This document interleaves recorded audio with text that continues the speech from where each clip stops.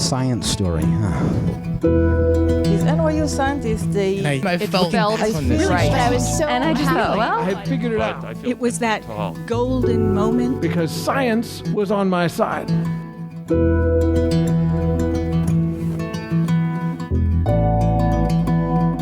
Hello, welcome to the Story Collider, where we bring you true personal stories about science. I'm Erin Barker, Artistic Director of Story Collider, filling in for our founder, Ben Lilly. This week, we're bringing you two stories about perception from two science journalists. Our first story this week is from Eli Chen. It was recorded in May 2017 at the home of St. Louis Public Radio as part of the St. Louis Storytelling Festival. It was about a year and a half ago, and I was sitting on a balcony in a small beach town in Delaware, and I was looking up at the moon. And I was looking up at it because that night, people around the planet would be able to see a rare lunar eclipse. And lunar eclipses, they happen often enough, when the Earth comes in between the sun and the moon. But not often do they happen at the same time as when the moon comes closest to the Earth. And when the moon is in this position, it looks larger to us, and that's why we call them supermoons.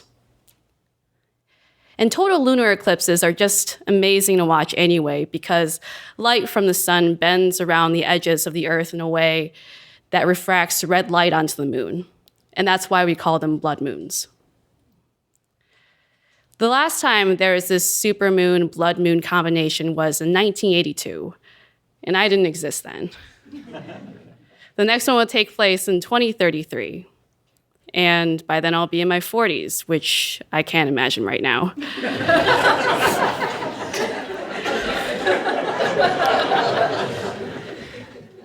I wasn't observing this eclipse alone. Sitting next to me was my boyfriend, whose balcony I was sitting on. And for the sake of this story, I'm going to call him Adam. Adam and I had been dating for about a year. And we had this sort of dynamic where I'd babble on about Mars and bacteria and all the beautiful things you can learn from bat carcasses.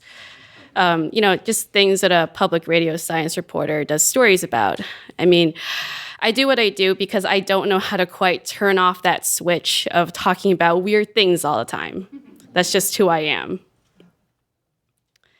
And I remember he told me once that he knew he liked me from the day we met because, not just because he found me attractive, but also because I did a lot of talking. And there aren't many girls in southern Delaware who look or talk the way I do. I liked Adam because he chose his words carefully. And I tend to like guys who are a little reserved because, frankly, they're a lot less annoying. And, for the most part, he let me be my weird self, which was important. But I was also strangely drawn to his nervousness around me. And usually I'm the one who's feeling awkward and nervous around other people. I have crippling social anxiety. And it was new for me to be on the other side of that. So we're sitting on the balcony or watching the moon turn red. And this is something that doesn't take place in 15 minutes. It took hours. I think we were sitting out there for at least a couple hours. And nonetheless, Adam stayed up with me. He took charge of adjusting the controls on the telescope, which he was very good at doing.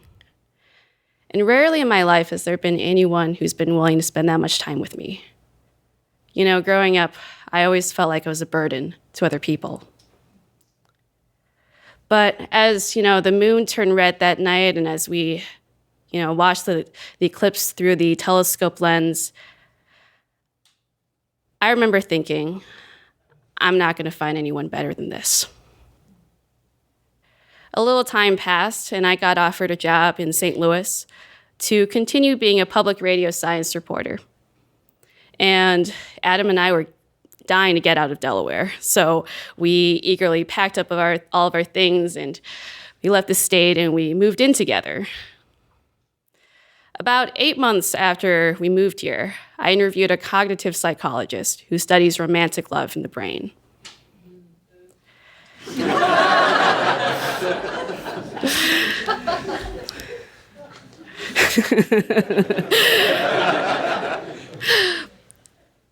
So she had invited me to watch some experiments where she was recording the brainwaves of people who had recently fallen in love. And I sat down with her a couple of times to ask her why she studies what she studies. And the way she saw it, love is a way to understand how the brain works. You know, love is a very powerful motivator. It can sometimes make us do really irrational things. And this researcher was really interested in learning how our thoughts influence how much we love other people. And she had published some research that said that thinking positive thoughts about, say, your partner, your spouse, would help you feel more in love with them. And thinking negative thoughts about, say, someone who had broken your heart would help you feel less in love with them. And to me, and I don't think I'm alone here, that seemed fairly obvious. But then she threw out this example. She said, say you're in a committed relationship and you find that you've fallen in love with someone else. You could attempt to try and control love by thinking positive thoughts about the person that you think you should be with and negative thoughts about the person you shouldn't be with. And immediately I thought, that would really suck to be in that situation. But I was also skeptical because relationships are complicated, people are complicated. And so I asked her if this would actually work in a real life situation. She said her research showed that it could work in the short term, and that over the long term, you'd have to keep exercising those thoughts regularly to work. I left her office thinking, who's got time for that? But I also thought it would never happen to me because I thought things between me and Adam were good.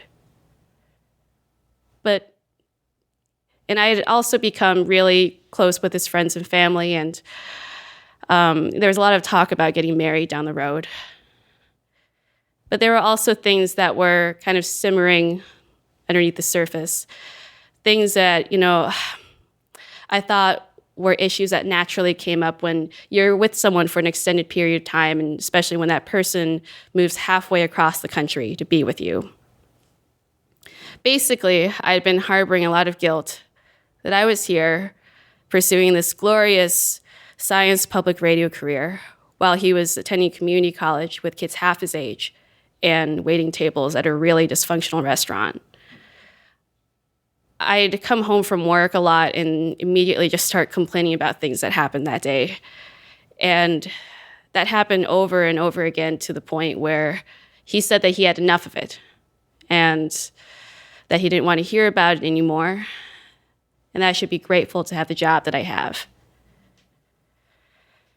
And it was a valid point, but it made me feel terrible. And it also made me feel alone. So bad feelings like that were building up in the weeks and months actually before I interviewed this psychologist. And in a few short weeks after, I realized that I had fallen in love with one of my friends. And this was a friend who I felt like I could talk to and share things that were happening in my life without feeling bad about it. And I didn't have to prod him to be receptive to the things I was talking about. And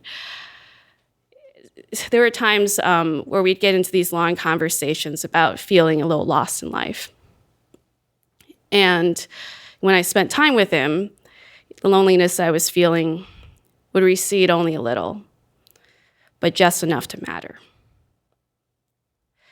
And when I realized what was happening, I thought about what the psychologist said, and I tried to redirect my thoughts. I thought, this is stupid. Adam does so much for me. He moved here for me. He loves me unconditionally. I should be lucky to have him. And crushes will come and go, and my friend will always just be a friend. And I even forced myself to think about what our apartment would look like without all of Adam's books and posters and, Lego spaceships.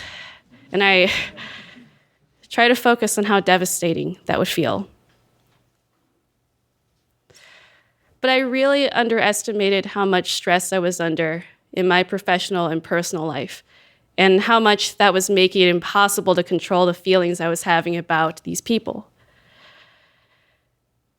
And eventually, Adam and I got into a huge fight, and that led quickly to the end of our relationship. I finally admitted that I didn't think I was in love with him anymore, and a large reason why I was with him was because I didn't think anyone else would have me. And that was a feeling I couldn't change. And he said it was the cruelest thing that anyone ever said to him. And in less than a week, he packed up all of his things and he left St. Louis. Since then, I've tried. I'm still trying to figure out what love means to me. I never expected to have feelings for anyone else. And I never expected to hurt Adam the way I did. And I also never expected to feel so relieved, actually, when he up and vanished from my life. There was a while where I was wondering if I was just some horrible, messed up, awful, selfish person. But my friends who were so supportive during this time, they kept telling me that I shouldn't be ashamed of the way I feel, that everything I'm going through just means that I'm human. And I started to think that maybe I shouldn't try to control love. Maybe I should just accept my feelings as they are. Recently, I remembered this one time that Adam and I were walking along a beach in Delaware, and the moon looked unusually large that night near the horizon. And I tried to take a photo of it with my phone, but the moon ended up looking small, and I was disappointed that my phone couldn't convey the size of the moon I was seeing. Adam said something about how it's really our minds that make the moon look big to us, and that our perception is actually based on an illusion. At first, I was annoyed that, my brain was responsible for tricking me in this small way. But then I saw it as a chance to learn something new about myself, and that there's something to appreciate about the curious ways that our minds and our bodies are wired to give us the experiences that we never expected to have.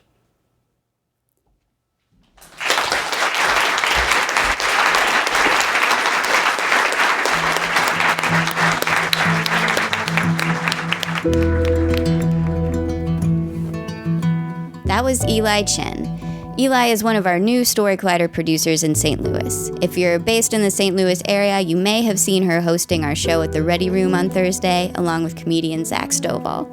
If you missed it, don't worry. We'll have more shows coming up. Just keep an eye on our website and social media. Eli is also the science and environment reporter at St. Louis Public Radio. She's also covered the same beat for Delaware Public Media, where she reported on threats to bats, coastal erosion, and other things of concern to a small East Coast state. Before that, she corralled robots and citizen scientists for the World Science Festival in New York City and spent a brief stint booking guests for Science Friday's live events in 2013. Stay tuned for the next story after this message from our sponsor. Virtue Labs is a new hair care brand with the goal of giving everyone the best hair scientifically possible. That means more bounce, more shine, more strength, and more life for your hair. And right now, you can only find it in Virtue Labs' line of shampoos, conditioners, and styling products. Not to mention, each formula was created to address specific issues like heat damage, frizz, or thinning hair. In clinical testing, Virtue found a 67% reduction in frizz after 4 washes and a 95% reparation of split ends after 5 applications. Ready to experience it? Listeners can now try Virtue at 10% off and get free shipping with the code Collider. Visit virtuelabs.com to place your order. It's time to start treating our hair with a little more humanity. It's time for Virtue.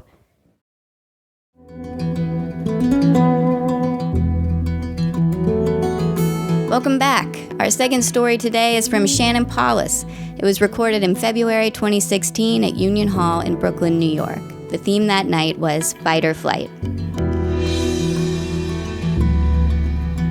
So when I was a senior in college, I applied to maybe a dozen or so journalism internships at big outlets in big cities, places like Slate, Scientific American, Popular Science, New Scientist, and I was rejected from every single one. I spent a memorable afternoon crying in my bathtub. I was living in Montreal and studying physics, and my hands were shaking and my heart was pounding. That feeling of being chased by a wild animal, even though you're technically perfectly safe.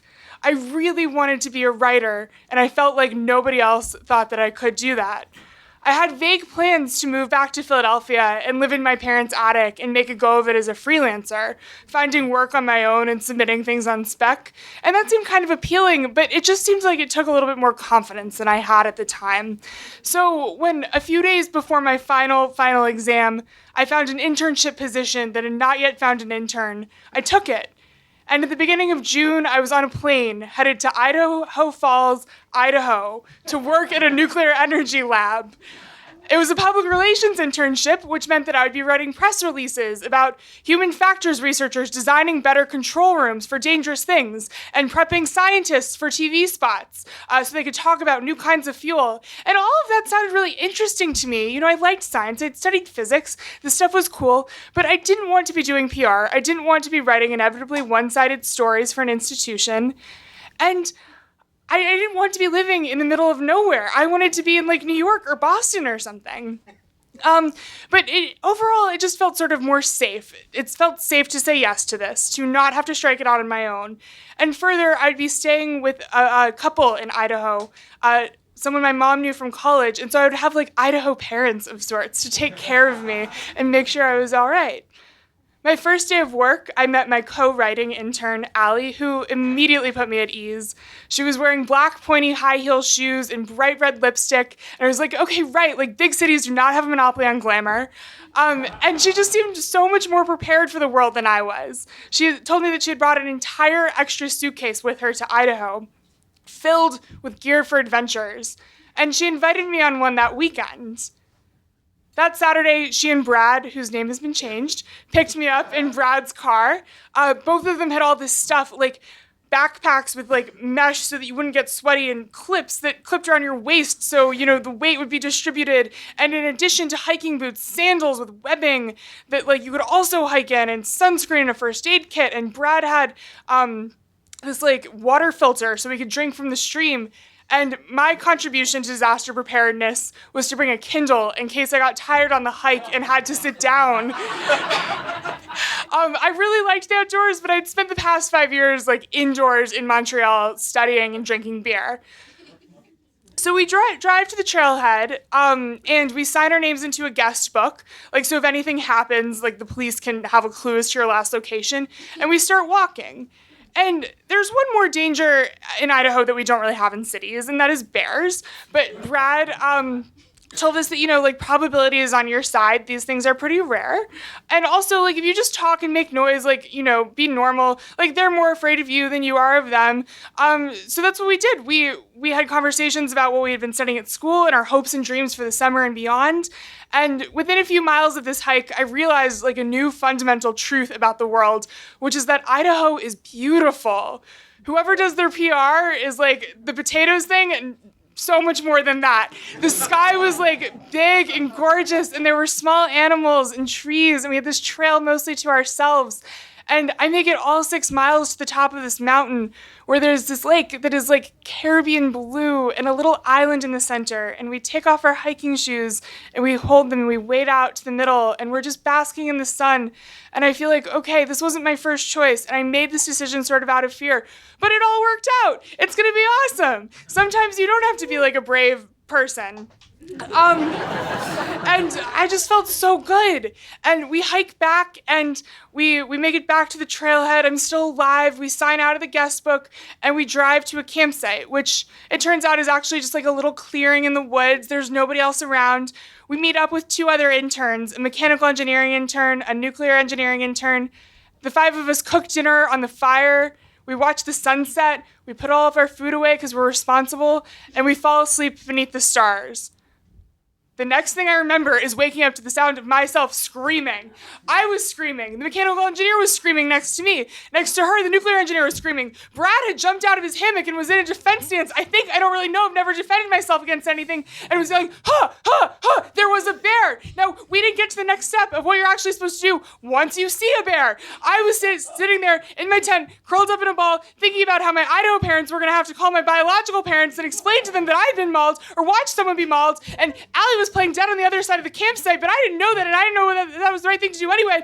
And eventually we all stop, and Brad has whipped out his flashlight and is waving it around, and he confirms to us that yes, he has seen something, but he doesn't know where it went. This does not make me feel too much better, so I sit there very still for as long as I can, and eventually I fall asleep because I am so tired after hiking 12 miles after 5 years of being indoors.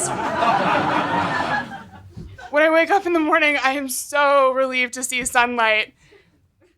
And as I wipe the grogginess out of my eyes and think about how I'm going to get a cup of coffee out here, I realize something. I never actually saw a bear. Next to me, the mechanical engineer says she hasn't seen a bear. Next to her, the nuclear engineer says he hadn't seen a bear.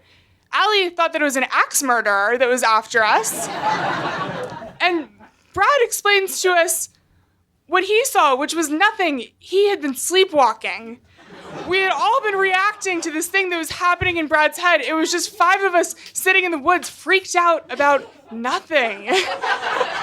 It wasn't how we were going to die. It wasn't some phone call our parents were going to get. It was going to be an inside joke that would carry our friendship through the rest of the summer. And it did. We went on weekend camping trips. We ate lunch together. We goofed off on trips to the nuclear reactor.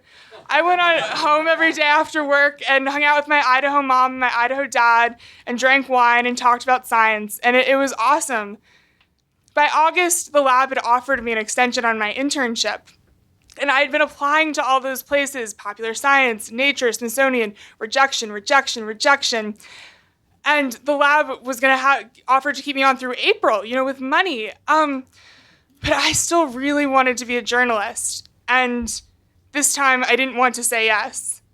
So at the end of August, Allie drove me to the Idaho Falls airport, and I got on a plane, and I went to Philadelphia to an apartment where I was going to find a way to pay rent. I was going to have a desk in the corner and pitch stories and make things happen. And I felt in my body just so afraid of that, so afraid that I was making the wrong decision, that my savings account was going to run out, and my career was just going to plummet. But I knew that the things that I'm afraid of sometimes are just in my head.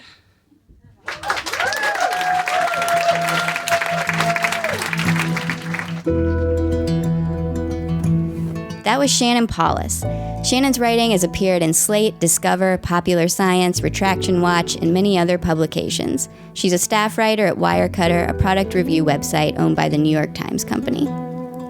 If you enjoyed today's story or are a fan of the podcast, please consider supporting us on patreon.com. If you sign up to donate $10 a month or more, we'll list your name in our show programs across the country. The Story Collider is grateful for the support of the Tiffany & Co. Foundation and of Science Sandbox, a Simons Foundation initiative dedicated to engaging everyone with the process of science.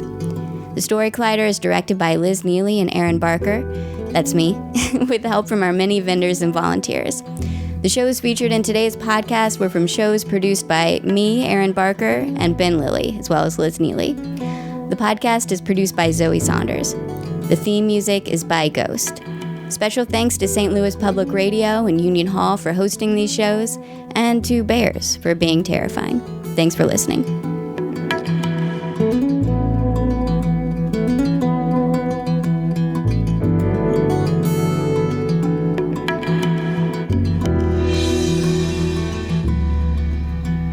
WHYY Labs is a hair care brand with a vision to give everyone their best hair with the help of an incredible new protein called alpha-keratin 60KU. Alpha-keratin 60KU is a whole human protein that's identical to the keratin in your own hair. As a result, it can fill in cracks from damage to change your hair's quality and appearance forever. Try alpha-keratin 60KU exclusively in WHYY Labs' shampoos, conditioners, and styling products. Just visit WHYYLabs.com and use the code COLLIDER to try WHYY at 10% off and get free shipping.